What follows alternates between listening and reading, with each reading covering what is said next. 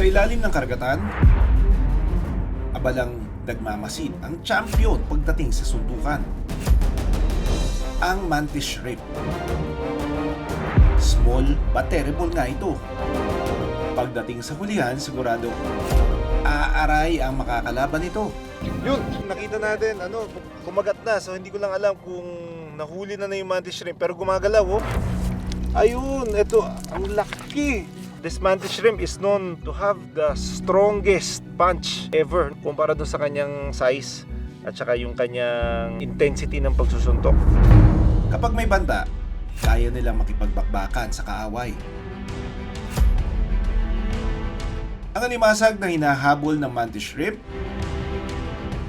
makailang binigyan ng power punch.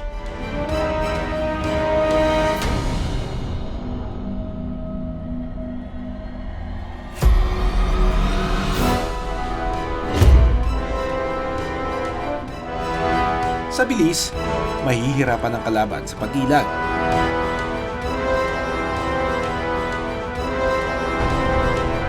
Ilang saglit pa, knockout na ang alimasag. Pagdating sa kanilang love life, monogamous o isang partner lang sa loob ng 30 to 40 years ng buhay ng mantis shrimp. Sa buhanginan, naghuhukay sila para sa kanilang bahay. Kaya bawat butas may nakatirang dalawang mantis shrimp. Isang lalaki at isang babae. Nagsisilbing tagahanap ng pagkain ng mga lalaki na mantis shrimp. Kahit na masaya ang kanilang pagsasama, may banta pa rin sa kanilang buhay. Madalas kasi silang hulihin para gawing pagkain. Ngayon na meron ng market, I think madami na rin magiging interesado sa panguhuli dito. Meron ba tayong mga plano to make it sustainable? Kasi baka naman maubos yan.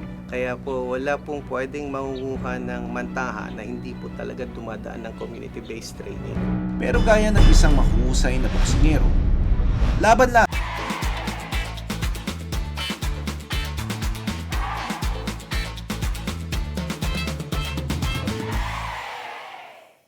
Maraming salamat sa panonood ng Born to be Wild. Para sa iba pang kwento tungkol sa ating kalikasan, mag-subscribe na sa GMA Public Affairs YouTube channel.